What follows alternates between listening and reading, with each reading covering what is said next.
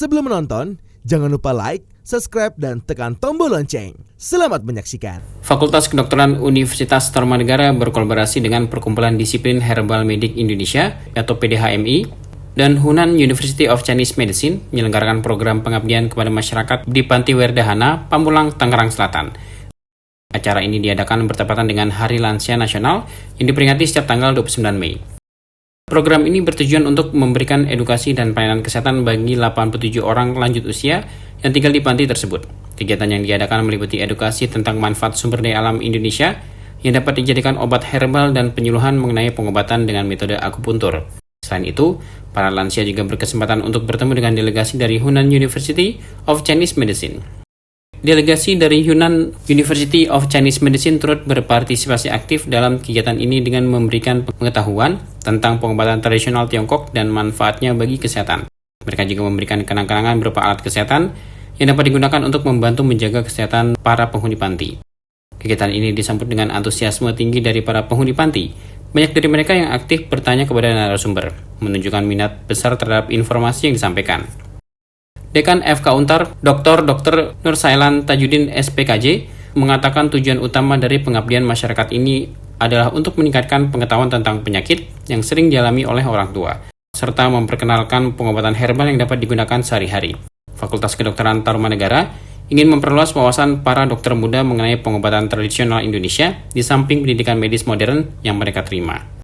Dr. Sailan menyambut baik antusias dari penghuni panti yang hadir pada kegiatan ini. Menurutnya, interaksi dari penghuni panti menunjukkan betapa pentingnya edukasi dan perhatian terhadap kesehatan lansia, serta manfaat nyata dari kolaborasi antara institusi pendidikan dan organisasi kesehatan dalam meningkatkan kualitas hidup masyarakat.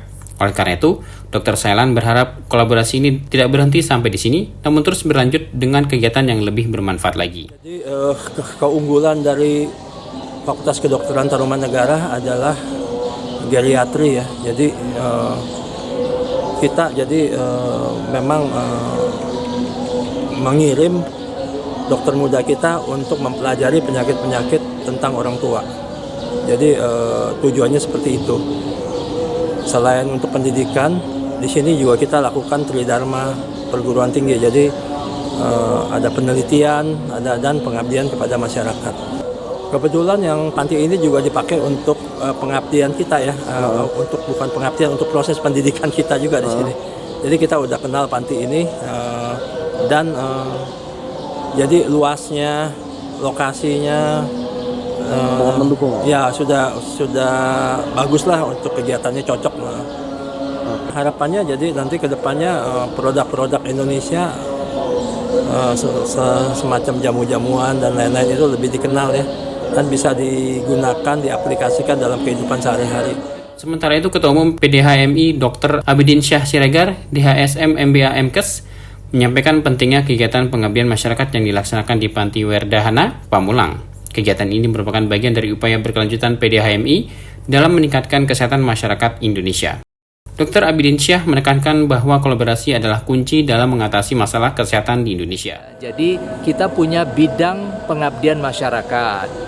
Ini akan terus kita lakukan ke berbagai tempat di seluruh Indonesia, berkolaborasi dengan berbagai pihak. Dan ini tentu adalah salah satu bentuk kepedulian kita dalam upaya meningkatkan kesehatan masyarakat kita. Bukan hanya lanjut usia, tapi semua komunitas bangsa Indonesia yang boleh dikata dalam kondisi yang tidak baik-baik saja, tapi tugas kita meningkatkan kesehatannya. Betul, jadi dengan bekerja sama, dengan berkolaborasi, jauhkan perilaku ego, kepentingan sendiri-sendiri. Kita tahu tidak bisa persoalan kesehatan Indonesia itu dilakukan oleh satu siapapun itu, tapi harus merupakan kerjasama. Pemerintah ada di sana, swasta ada di sana, masyarakat ada di sana, profesi ada di sana, semua bersama-sama, maka persoalan menjadi ringan dan mudah dijangkau untuk diperbaiki. Jadi harapan kita bahwa masyarakat perlu tahu bahwa sakit tidak serta-merta harus ketemu dengan obat. Upayakan kemampuan diri sendiri.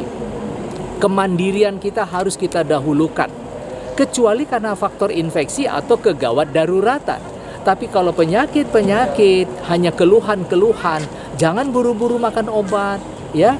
dahulukan apa yang bisa kita lakukan dengan memanfaatkan kekayaan alam kita dari berbagai macam kearifan lokal yang ada.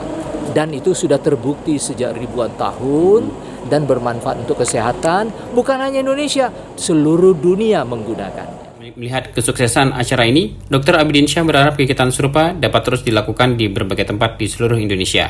Tim El John Media melaporkan.